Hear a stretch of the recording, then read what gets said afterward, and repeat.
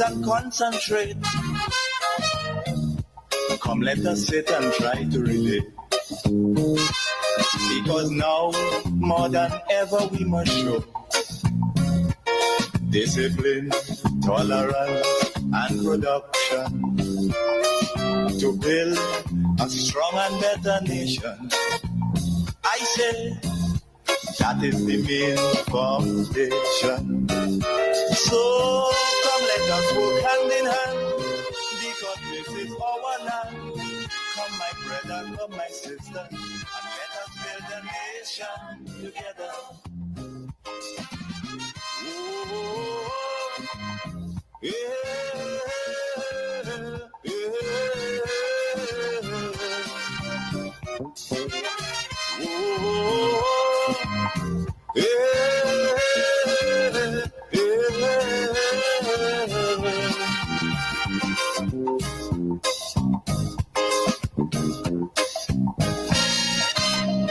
Remember, the key to success is working hard. Yes, remember the key to success is working hard, but I want to add in here smart also. So working hard and working smart. We are in the period, the day, the time of smart technology. So it's not just working hard anymore, but working smart to get the results that you desire. I want to welcome you to this segment in the program. I want to encourage the folks on Facebook and YouTube to please share the live. Sharing is caring, and it helps to get the message out. I want to start off with this piece from the DPA because I think it's a good piece to reassure the folks working at the hospital, the general hospital, that the work is safe. The regularization process will be completed before they statutarize that particular body. And folks, if you don't know, NAWASA is a statutory body and it's functioning well. GRENLEC is a statutory body. NIS, and we can go on and on. They're all statutory bodies.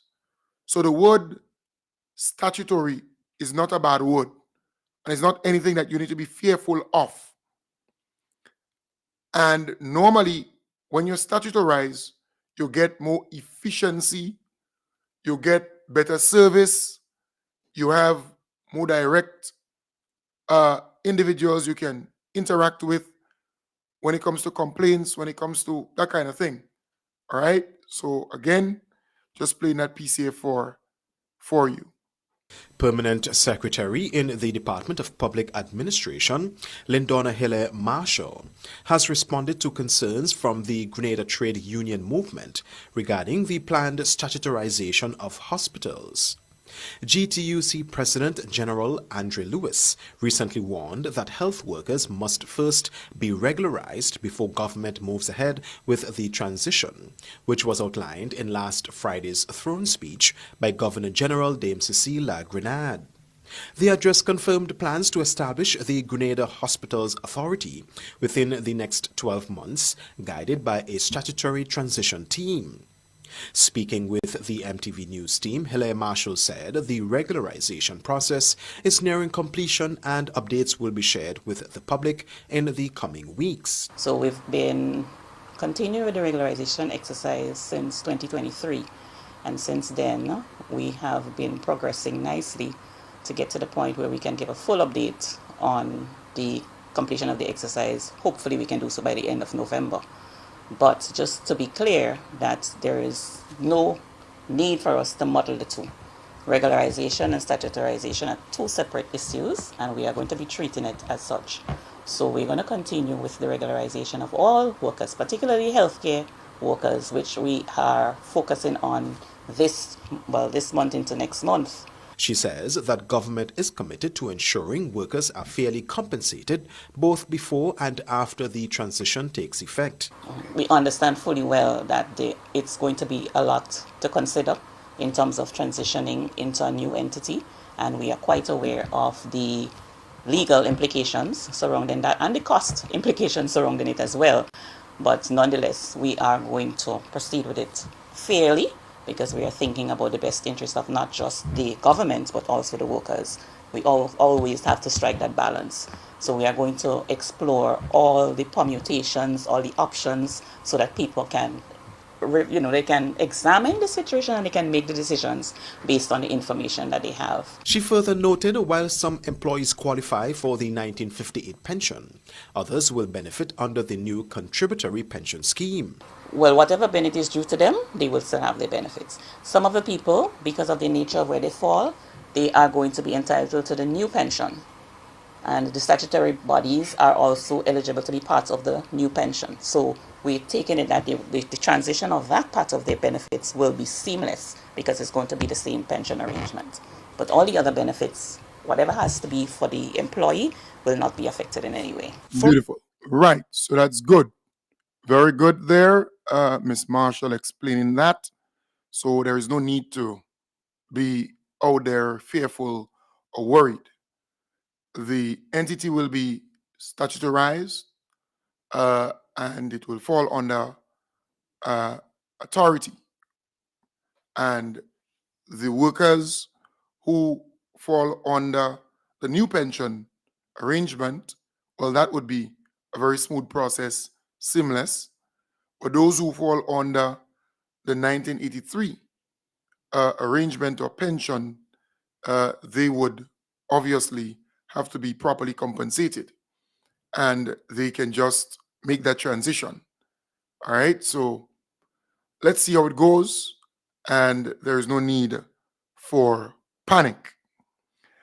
Then the next piece I want to play for you is just a little update on the Southern Water Supply Expansion Project, because I love how Mr. John explained the whole thing, because there are some people who just don't understand development comes at a cost. And many a times that cost would be inconvenience. Many a times that cost would be delays, right? So you have to have patience.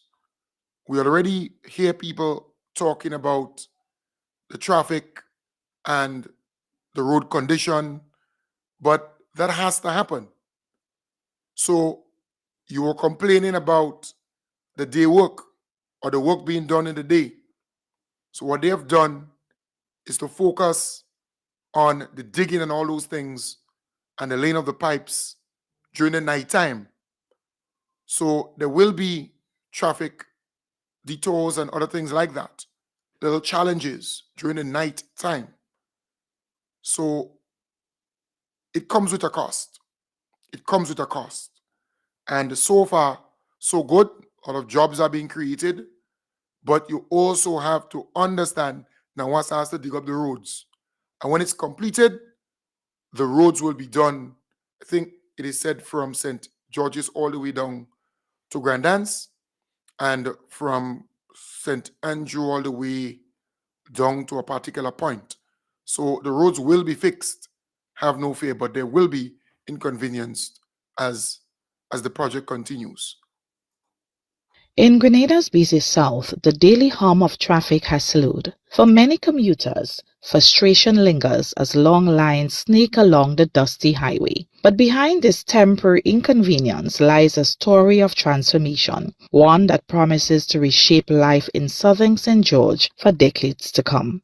For over a month, contractor Joseph Gilbert and his team have been pressing forward with a project that has become one of the island's most ambitious undertakings, the Southern St. George Water Supply Expansion Project. The goal to deliver a reliable, expanded water system to thousands of households and businesses. Persons who would have been plying the southern routes would have already noticed all these works happening. the excavations, but we are signing the place properly because some of the challenges that we face, obviously, if you're working along a main road, and the Grand Anse Public Road is the busiest road by far on island. If you have an interruption, somebody just stops for 30 seconds, you literally have a half mile to a mile of traffic that piles up behind you, yeah? So naturally, we are trying to conduct these works within limited time, by the way, because by the end of January next year, 2026, all these infrastructure works must be complete. The project as a whole comes to a close on the 31st of March, 2026. What does this mean? Is that once we don't finish in time, the funds that are available for executing this project will be no longer available and we will be at a standstill. The Royal Grenada Police Force has rolled out a stringent traffic management plan. For drivers, that means detours and diversions. No entry into the northbound lane of Morris Bishop Highway onto the True Blue roundabout. Alternative routes via Frequency and the Dusty Highway. And stage work allowing partial access through Frequency and the Grand Anse Housing Scheme. That end, they have completed that end, so traffic is back on the Morris Bishop Highway. So they're working pretty fast. They're working pretty fast, if you ask me, but it is a deserving project. It's a very important project because you have pipes 60 years old that we still use. So this project is a very, very important one. And if you listen carefully there a while ago, project coordinator made it very clear. If they don't utilize the resources and do the work between now and January, complete all this major works by end of January, February, anything that remains will be going back. That's how grant aid works. If you don't utilize it, they will take it back. And remember, that project was supposed to be a two-phased one. The Southern Water Project and the Western Main Road Enhancement Project. But we lost the grant aid for the Western Main Road upgrades and so on under the NNP administration. Because the NNP administration never did what they were supposed to do where that project is concerned, and it's free money from the United Kingdom. When I say free money, their taxpayers will pay for it, but we don't have to pay it back. So we almost lost both projects. Thanks to the Most Honorable Deacon Mitchell, the Honorable Andy Williams, and the team, they were able to negotiate and, get back the Southern Water Project. They were able to fight for it. And I could recall the High Commissioner for the United Kingdom, that individual explaining that that project, we got it back because of hard work by the government. We were able to get back this particular project. It's what, $70 or $80 million. But it's a very important undertaking, and kudos to the government of Grenada. But development comes with a cost, or comes at a cost. And patience is required for the road users. Patience is required. All right? They have to do these things within a specific period of time, and they are working very, very fast. I must give them that. All right? Another little update. Just another white. This one, that one. All right. My name is Tara Baksh. Hi, I'm Omar Hughes.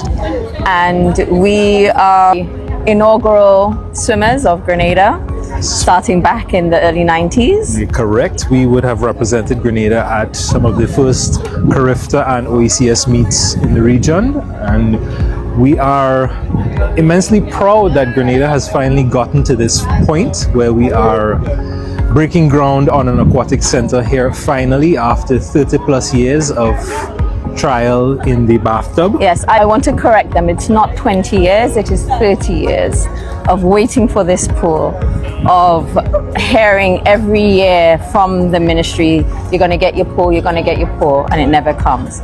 So it's a very emotional day for many of us to actually see this come to fruition. And we are very proud. We are now parents of swimmers, and for them to be able to benefit from having the pool will be absolutely amazing. This is going to take us from a regional level and allow us to compete internationally, because our swimmers have proven that they are adept and very well skilled, and they've been able to achieve quite a lot on the regional level. So this should only take us further and allow us to medal internationally. I'm really grateful that we are finally being recognized. The years of winning multiple OECS competitions in the pool and training facility that we've had for the last 30 years. That pool was the first time, it was 1994 OECS that they opened that pool. And it was our parents and many other parents that cleaned up that pool for all the OECS countries to swim in. It was our feet that was in that pool. And having gone away and come back, I could not believe it, we were still swimming in that pool. So it is very heartwarming for us to see where it has now got to. 30 years is a long time, but at least we're getting there. It's here now, and we're going to see it transform into that next phase of aquatics in Grenada. Yeah. Hi, my name is Jacob Collymore. I won the gold medal at 50 fly for Carifta Games, and I, as someone who has been swimming in an old pool for a long time, it is a blessing and a dream come true to get a new recognized pool, and I really can't wait to get them or for them to start. Thank you. Hi, my name is Caleb Williams. I'm a student at Presentation Brothers College. I have been swimming for around 3 years now, so not as long as most swimmers, but I think I've proven myself. I made it to Carifta, represented our country about twice. It's my 3 years of swimming. I'm actually really happy the pool is being constructed, although I might only get a year to swim in it if they complete it by next year, because this is my last years in secondary school. I am really happy for the future of swimming and all the students and children who will be able to benefit from it. Yeah, so big up the government of Grenada having the vision to make sure that the swimmers have a home, a proper home, so that pool and facility will be constructed right there at the stadium, the national stadium there, Queen's Park, that particular area. And look, sometimes you just need to change. And we are experiencing the benefits of having a change of government. Because we had NNP there for 23 years and a half. Quite a long time they were in power. And they were doing the same old. And many people couldn't see anything beyond that. They accepted what they were doing, and they won over and over and over again. But then the new sheriff is in town. The new team of men and women are in government. And we are seeing them introducing, implementing, doing new things to the benefit of Grenada, Carriacou, and the PT Martinique. And that is what is important. Sometimes you have to try new things. And we are seeing that today. Because this pool, for example, that should have been built a long time ago. Because this particular sport is one that we participate in regionally and otherwise. And having every Grenadian learn to swim is a good thing. We are surrounded by water. So it's important. Something like the lighting of the cricket stadium. That should have been done a long, long time ago. The lighting of Progress Park.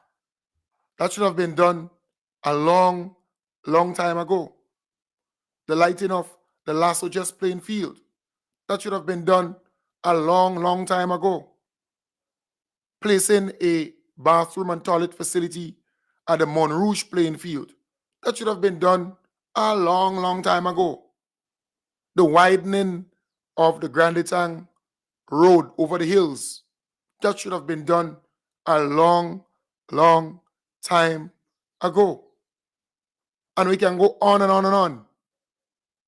Because, you see, NNP became very complacent.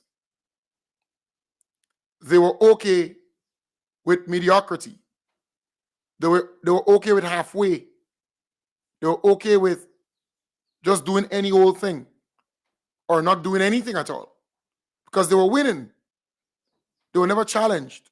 They never had a team of people to challenge them for all those years until June the 22nd, 2022.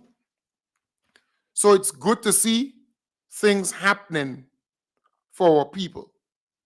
But there's some very, very simple things that should have been done years ago. Having a national hatchery, for example, instead of waiting for chicks from Barbados, just having a national hatchery. The NDC had to come and do that. Just something like that to get chicks, to supply the poultry farmers. So you have to look at it and say, but wait. Thank God we changed from NNP to NDC. We are now seeing good things happening for people. Having a tissue culture lab, so that you can get the right plants and other things like that. The NDC had to come and do that. And we can go on and on. Some very simple things that should have been done years and years and years ago. You look at Trinidad, Barbados, Jamaica, Guyana. They had free tertiary level education donkey years ago. And Grenada is just playing catch up, right? With a free tuition at TAMCC and NULO, because we are now prioritizing education. But those other islands, they had that long. But the NNP been in power, and they just couldn't see the need to do these things. I am saying, if you realize Grenada is moving forward, you hear a pundit of the NNP saying that the government should go and build that toilet and build that toilet and build that. The individual is not telling you that there's land issue with that said property. The individual is not telling you that. But the same individual who's condemning government and saying all kinds of stuff about the government, he's telling the government to go and build a bathroom and toilet facility for that lady on Cemetery Hill. But he's not telling you that the reason why they had to stop was because there's a land issue as it relates to that. Because people go and they bill all about the place. And then they want government to come and build bathroom and toilet for them. And thanks to this government, people are getting bathroom and toilets. Or else, under NNP, they would still be with pit latrines. Under the NNP, it was just pit latrines and open, standpipe and that kind of thing. Open bathrooms with some galvanization thing around it under the NNP. But the NDC has prioritized bathroom and toilets. Now it's a big thing. It's the talk of the tongue. It's the NDC who brought that program on stream, the WASH program. It never existed under NNP. NNP, in the lead up to the general election, they did a couple bathrooms and did not complete them. They did not do it properly, right? They gave their boys contracts and they concrete something, they cover something, they put a toilet bowl and a sink, and that's it. They did not tiles, they did not paint, they did not put cupboards, they did nothing like that. And it's just a few they did. But it was an election gimmick. It was an election ploy. And they targeted one or two of their supporters. But the NDC rolled out that program, the WASH program, giving people a proper bathroom and toilet facility. And it's something that should have been done donkey years ago. You're talking about 8,715 or so people still under the NNP, right? Under the NNP, they were still using pit latrines and toilets, open bathroom and toilets. The NDC came in and they started that ambitious project or program to get rid of the pit latrines and open bathrooms and so on. It will take some time, it will take some resources, but they did not say that the task is too great or too large, too big. They would not do it. They said, we will do it, we will start, and we're going to go at it. And so far, so good. So far, so good. The government must be commended. So a lot of things are happening now because we changed government. We changed party. We moved from NNP to NDC. The regularization that I featured earlier. Under NNP, it was never a conversation because workers were employed with government on a contract basis. So there was no talk about regularization, making workers permanent so that they would have job security, so that they can go to the bank, so they can go to the credit union and so on, take a loan because they permanent. That was not the case under the NNP. It was just contract and people were just acting. 300 and something teachers got regularized and became permanent. 300 and something teachers. And then you have nurses who got regularized and other public officers. So this is a good thing that never existed under NNP. NNP was just hiring you on a contract basis. So we have to be thankful. You have to be grateful to the NDC because they introduced certain things that never existed under NNP. Never. The bi-monthly salary payments that never existed under NNP. Where you're getting your money twice per month. But this is not a new thing, you know. In the region or in the world. In the United States, for example, people get money or paid every week. There are some places every 2 weeks. But the NNP was there. And because of their philosophy and the way they think, the way they view things, they just couldn't see how this would be beneficial to Grenada. And that is why they say it's not feasible, it's not the right thing to do, but it's done. And workers are happy with it. So again, I'm saying, sometimes you got to just open up to newness. So what we are seeing today, we have to be proud that we removed NNP, we got rid of them, and we put in NDC. Things are on the right path. Grenada is back. We see some projects that the NNP started and just couldn't finish.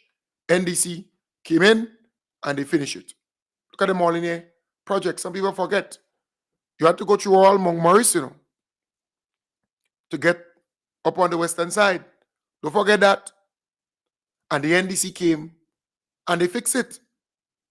And it's what the NNP didn't see.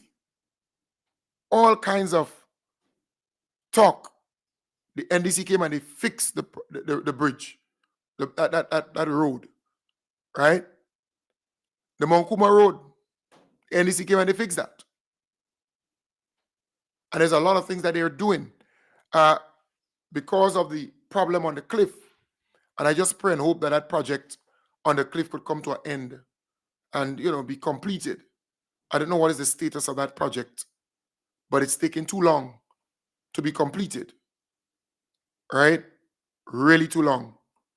Because the big trucks, they are passing up St. Paul's on our side, and they're mashing up the road.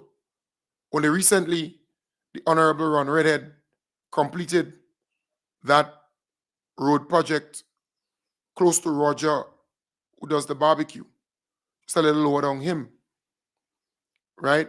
And there were two, well, should I call it sinks or broken areas there that needed fixing. So they fix it now, but the big trucks, they're passing on that piece of road. What do you expect going to happen again?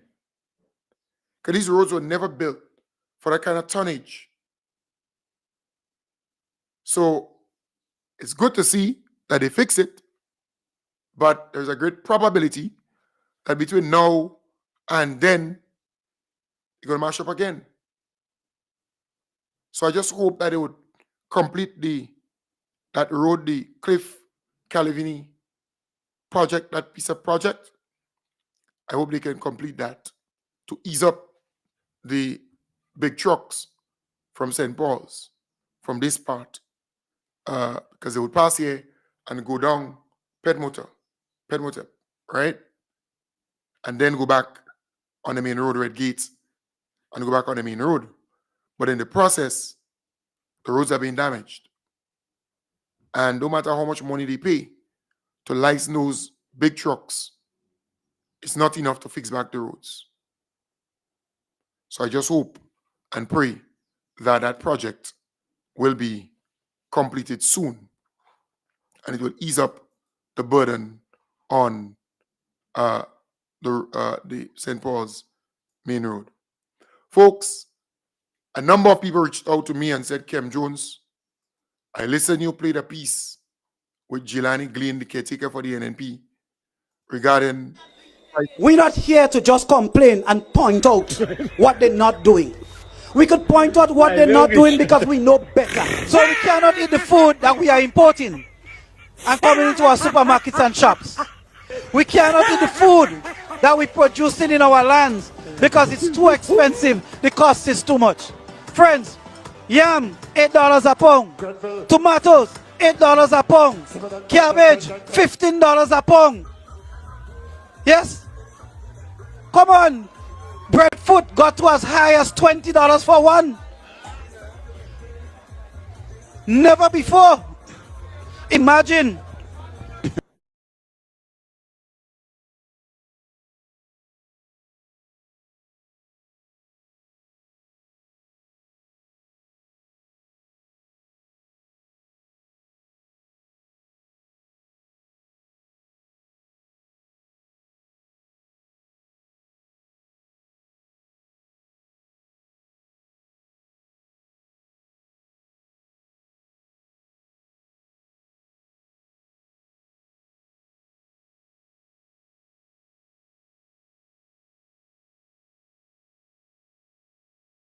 Pathological liar.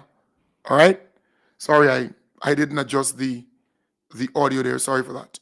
So I was saying, the minute time you go into the NNP, because he should know better. He should know better. But the minute time you go into the NNP, you then lose your everything. The little sense you have, you then lose that so easily. It's sad, but that's the fact, right? The audio should be back now. There's still no audio. Like now, the audio should be back now. All right. Yes. So I was saying. So when I played this piece, I don't know if you heard me. We're not here to just complain and point out what they're not doing. We could point out what they're not doing because we know better. So we cannot eat the food that we are importing and coming into our supermarkets and shops. We cannot eat the food that we're producing in our lands because it's too expensive. The cost is too much. Friends, yam, $8 a pound. Tomatoes, $8 a pound. Cabbage, $15 a pound. Yes? Come on. Breadfruit got to as high as $20 for one. Right. So I am saying, this is Jelani Glean. He's the caretaker for the NNP for St. Patrick West. And he was a teacher. He worked at different institutions. So the guy should know better.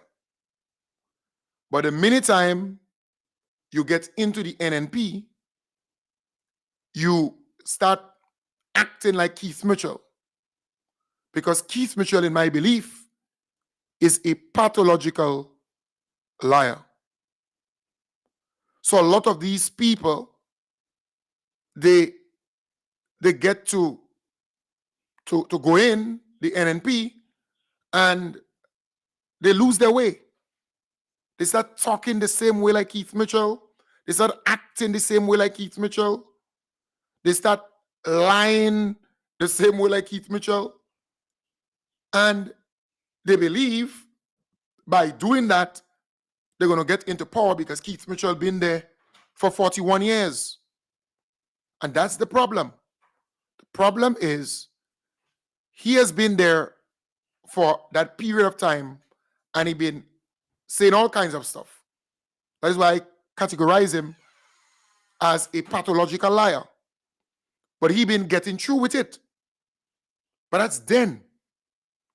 So this guy who gets into the NNP goes on a platform, says those things, thinking that people are not going to notice and that people are not going to call him out for it. Because what he wants to do, or what he has been trying over a period of time, is to paint a bad picture of Grenada when it comes to cost of living and the price of goods and the price of this and the price of that. He has been stressing on that for a long time. Every time he gets the opportunity to go on a platform, he goes into that rant. But in doing so, he's inflating everything. He's calling prices that don't exist. For the most he would pay for a breadfruit in Grenada is $5. If it's scarce, it might go up to maybe $5, $6, $7, $8. Right? But generally speaking, $5 for a breadfruit. Cabbage is about $4.15 for pound. So this guy goes on a platform and he should know that he's been recorded. You have a camera in front of you. NNP is bringing the thing live. But yet for all, he does it anyway. And he has no shame. No shame whatsoever. You interact with the individual. In fact, someone said to me that they interacted with him and say, well, Glean, but how you could talk this nonsense and be okay with it. And he just, as the individual said, he jeered, he laughed somewhat. It's like a big joke. It's like a big kicks. It's no longer seriousness. It's just a big joke. Come on. I am saying you're dealing with people who have a little sense. And everything is being recorded. And by now, you should know that. It's being recorded. And you have to know better. You have to do better than that. So folks, again, cost of living is high everywhere. But things are not that bad as the NNP is painting it to be. All right? So people are now looking into the guy, scrutinizing him more. And that is what I love. People are scrutinizing him more, and over time, because this guy is offering himself up for public office. So over time, the mere fact that people are scrutinizing him more, over time, people will give their verdict on him because he's putting up himself to be the member of parliament for St. Patrick West. So he's going up against the Honorable Joseph Andal. So, folks, I am saying, yes, there is no problem with you talking about cost of living. There's no problem where that is concerned. But do not bloat the figures. Do not increase the thing so much to paint a bad picture. All right? Don't do it. Because we're going to call you out on it. Yes, we know it's high. Cost of living is high everywhere in the world. And yes, we know the government is trying its best to lower the cost. We know of the 20-something items that were VAT, well, zero VAT, zero rated. That's it. That's the word. So it was zero rated. So no VAT is being charged on about 20-something items. And then there are other measures that the government put in place to cushion the impact on ordinary people. And I always encourage folks to plant in their backyards. Do a little planting. You go ease up the burden on you. Do some more fishing. You go ease up the burden on you. That's the way to go. All right? So we have to call them out. They want to paint everything bad. In fact, you're hearing them now condemning the National Aquatic Center that the government is about to embark upon. The building of that swimming pool and facility for the swimmers. They have all kind of negative things to say about that. And I wonder, every single project that this government rolls out, the NNP will condemn it. They have nothing good to say about nothing that this government does. Nothing good to say. For them to come out and say, well, I want to applaud the government for taking this initiative. The sword turning ceremony just happened. We wish them all the best. We hope they complete the project within the period of time that they said they will do it in. Right? Commend. There are certain things that are good. Applaud it. The Spice Bus project for the students. The NNP complaining about that. Have bad things to say about that. A pilot project, A pilot project. Come on. The school feeding program. The free hot meal program. NNP condemn that. The free tuition program. The NNP condemn that. The Build Back Better Houses. The NNP condemn that. The WASH program. The NNP condemn that. Every living project. They condemn every living program. The NNP condemning it. The NNP has become so negative. It's not even funny. So they go on their platforms and all they do is to just criticize, condemn, just be negative, negative, negative. Yesterday I was in a particular space and fairly young people there.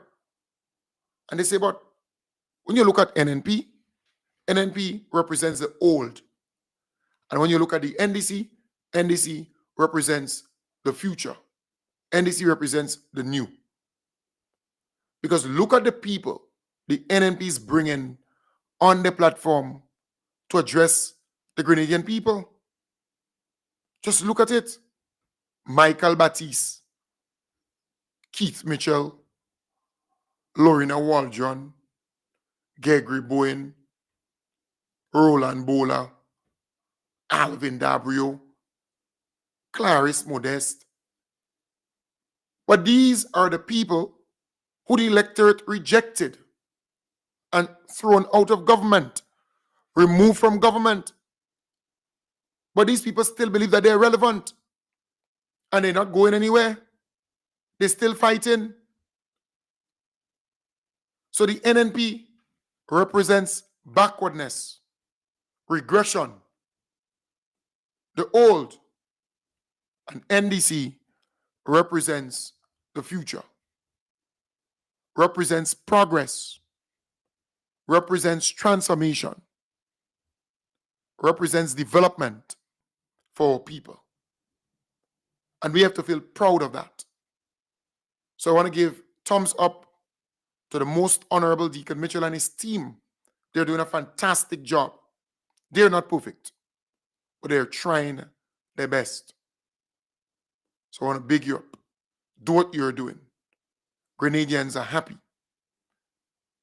NNP believes by going on a platform and talking Grenada bad and complaining and grinding and groaning, they're going to get back into power. That's what they believe. No plans, no programs, no nothing. But Grenadians are seeing through them, and that's the beauty. I want to wish my good friend Jacqueline Abraham, I want to wish you happy birthday. Kadila Victor Henry, happy birthday to you. And all those who are celebrating birthdays today, happy birthday to you. Tomorrow, God's willing, will be the funeral service of former Senator Neelan Franklin at the stadium. All right, at the stadium, he's to receive an official funeral. So again, just saying. I want to wish you all the best. Have a wonderful day. I will be back with you tonight in the hub starting at 8 in the PM. Bye for now. Bye for now. Bye for now.